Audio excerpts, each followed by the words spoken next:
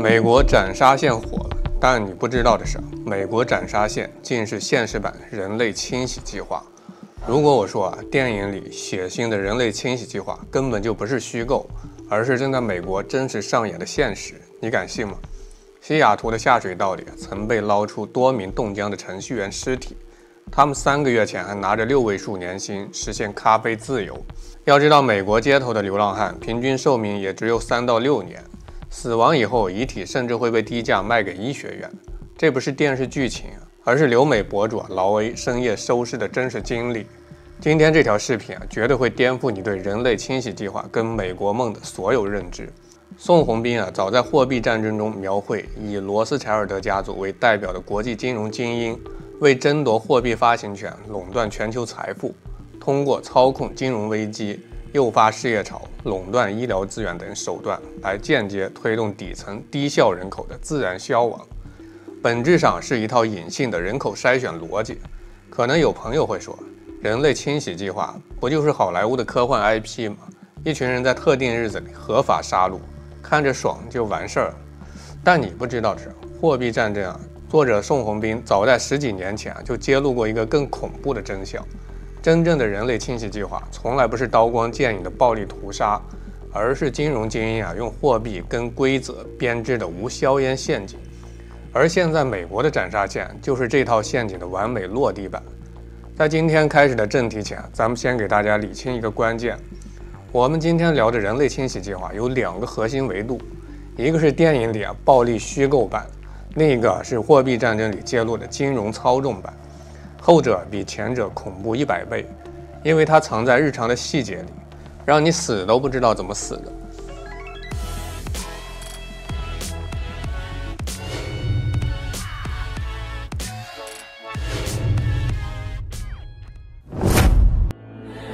接下来我们先从货币战争的核心叙事起，看看这套人类清洗计划到底是怎么来的。提到货币战争，很多人第一反应是阴谋论，但不管你是否认同它的叙事，书中关于人类清洗计划的核心逻辑却精准命中了美国社会的现实痛点。全球金融精英主导的人类清洗计划本质是一场针对低效人口的隐性淘汰线，它的起源可以追溯到19世纪金融资本崛起初期。虽然没有直接使用人类清洗计划来表述，但全程围绕这一核心展开。这本书记载，以罗斯柴尔德家族为代表的国际金融精英，从19世纪开始就形成了共识：地球的资源有限，底层贫困人口、失业群体等低效人口无法创造价值，还消耗福利资源，容易引发动荡，威胁财富垄断。在他们的眼中，底层民众只是可随意筛选的耗材。这种理念恰如《道德经》所言：“天地不仁，以万物为刍狗；圣人不仁，以百姓为刍狗。”他们显然把自己当成那个圣人。这种执念源于19世纪欧洲战争。罗斯柴尔德家族通过操纵货币发行、倒卖军火获利时候发现，战争既能赚取巨额的利润，还能自然淘汰底层的劳动力，于是形成了非暴力淘汰低效人口的思路。用金融经济手段隐性清洗，成本更低、更隐蔽，还能披上市场规则的外衣。其恐怖之处在于，将杀人包装成自然规律，让被淘汰者误以为是自身不足，而非制度设计之恶。货币战争以金融阴谋论为基调，戳中了资本主义社会的本质。金融资本主导下，人的价值取决于能否创造经济价值，不能创造价值，还在消耗资源的就是冗余人口，必须清楚。书中通过历史事件的构建，精英清楚底层逻辑。底层贫困人口、失业群体、弱势种族被定义为低效人口，他们无法为银行创造利息，为市场消费，却占用着教育、医疗等公共资源，甚至可能引发骚乱。因此金融精英会通过操纵经济周期、诱发金融危机、垄断医疗资源等手段，推动其自然消亡。这里是不是就像极了斩杀线？管子有云：“仓廪实而知时节，衣食足而知荣辱。”强调百姓温饱是尊严的基础。但金融精英反其道而行，刻意让底层陷入困境，借饥饿、疾病实现人口优化。这一逻辑也成了美国斩杀线的底层运行规则。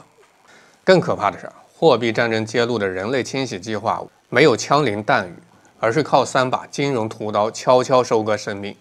如今全在美国斩杀线中找到现实对应。第一把屠刀，操控金融危机，制造生存绝境。书中认为，全球经济危机多是金融精英刻意操纵的结果，通过控制货币发行权，操纵加息降息、股市汇率波动，从而引发经济衰退跟失业潮。美国社保体系形同虚设，底层民众失业后即陷入了失业、交不起房租、无家可归、疾病到死亡的死循环，也就是被斩杀。1929年美国大萧条时，纽约仅一地就有200万失业者，街头饿死流浪汉不计其数。如今，美国科技行业的裁员潮中，被裁程序员3个月内从精英沦为流浪汉，最终死在下水道的案例，正是这套逻辑的复刻。第二把屠刀，垄断医疗资源，用账单杀人。国际金融资本深度渗透医疗制药行业，通过抬高药价、垄断技术、操纵医保，将医疗变成人口筛选工具。精英靠财富享受顶级医疗，底层则因为付不起费用陷入绝境。数据显示，美国66.5%的个人破产源于医疗债务，2000万人背负永远还不清的医疗账单。2025年，美国试图将医疗债务移出信用报告的政策，因金融跟医疗资本联合抵制而夭折，从而进一步加剧了底层的医疗困境。第三把屠刀，削减福利开支，切断生存底线。金融精英通过游说政客、操纵政策，不断削减底层福利，还将福利污名化为养懒汉的负担，宣扬贫穷是因为不够努力的歪理。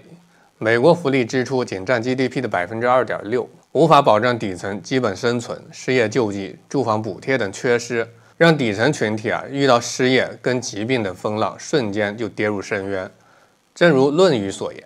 不患寡而患不均。美国的问题并非资源不足，而是金融精英通过政策垄断资源，刻意切断底层生存之路。书中将主导权指向以罗斯柴尔德家族为代表的国际金融精英，他们通过控制全球主要国家的私人控股中央银行，比如英格兰银行、美国美联储，牢牢掌控货币发行权，进而操控市场经济命脉，左右政局走向。为了确保计划推进，他们甚至被描绘为暗杀不听话政客的幕后黑手，导致美国总统死亡率高过美军诺曼底登陆一线部队。值得注意的是，这套计划还带有种族主义色彩。衍生解读指出金融精英试图减少其他民族人口规模，让自身的族群主导全球秩序。这一预警在美国得到印证。非洲裔仅占美国人口的 12%， 却占整个美国流浪汉群体的 32%。新冠死亡率也是白人的2倍以上。系统性不公让少数族裔底层成为优先清洗目标。兄弟们，看到这儿你应该能明白，美国斩杀线根本不是社会自然现象，而是货币战争中人类清洗计划的现实版。所谓美国斩杀线，是美国社会一套隐性淘汰机制，它们核心逻辑一致，都是清除社会负担的社会达尔文主义，将人分为有用精英跟无用负担，通过不同手段清除负担，以维护精英的利益。电影用暴力直接筛选，货币战争中的精英用经济规则隐性淘汰，美国斩杀线用制度陷阱间接清除，最终目标都是清除对系统无用的个体。《礼记·礼运》中描绘大同社会，故人不独亲其亲，不独子其子，使老有所终，壮有所用，幼有所长，今寡孤独废疾者皆有所养，才是文明底色。而美国秉持弱肉强食的逻辑，抛弃失去创造价值能力的底层。更值得警惕的是，美国斩杀线比例贴合倒霉常数1/1，也就是37%。美联储报告显示，37%的美国人拿不出400美元应急现金，正是被锁定的核心群体。面对这一随机系统趋势，美国选择顺其自然，放任淘汰，而我国通过增加生存机会，降低倒霉人数。这正是社会保障体系的价值所在。数据佐证，美国福利支出仅占 GDP 的 2.6%， 每年有 4.48 万人因为缺乏医保死于可救治疾病，就是清除负担逻辑的血淋淋体现。货币战争中所提的精英主义，电影中的杀戮日、美国斩杀线，均将底层贫困人口、失业群体、弱势种族列为优先清除目标。电影中无家可归者、穷人、病人因为无法自保成为主要受害者，精英呢靠豁免权或财富避祸。现实中，美国斩杀线锁定失业程序员、交不起房产税的老人、背负巨额债务的债务者等。留美博主劳 A 的经历就是证明。西雅图洪水以后，他从下水道捞出多名失业后沦为流浪汉的程序员。寒冬里每天有3至5名流浪汉冻死，其中60%曾经是中产。书中和电影的两者核心都是制度性清除，更讽刺的是两者都有合法化的包装。电影中将杀戮包装成全民节日，美国呢将淘汰粉饰成市场规则，精英宣扬贫穷是个人能力不足，用话术来掩盖制度的残酷。恰如《道德经》所言，大道废有仁义，智慧出有大伪。这些规则道理都是剥削底层的谎言。聊到这里可能很多朋友会焦虑，美国的情况这么恐怖，我们该怎么保护自己呢？其实不用慌，我们有中国的制度优势，但这并不意味着可以掉以轻心。现在很多人盲目超前消费、加杠杆买房、过度鸡娃，都是在给自己画隐形的斩杀线。我身边就有真实的案例，朋友跟风高杠杆创业，还贷款买车买房，生意失败后瞬间从中产沦为负债累累的富翁，每天被各种催款逼得睡不着觉，这就是典型的主动踩入清除陷阱。还有很多家庭为学区房掏空2代人的积蓄，房贷占收入60%以上，再加上孩子的天价补习班，抗风险能力几乎为零。一旦夫妻双方失业或生病，整个家庭就会崩塌。这和美国底层被斩杀线锁定的逻辑本质上是一致的，把生存底线放在不可控的风险上。区别是，一个是直接要你命，一个是还没到要你命的份上。孟子有云：生于忧患，死于安乐。我们的安稳生活就是国家给的底气，但不能肆意挥霍。美国斩杀线的真相终究是货币战争预警的现实应验。当资本逻辑压倒人本价值，人类清洗计划就会以隐蔽的方式上演。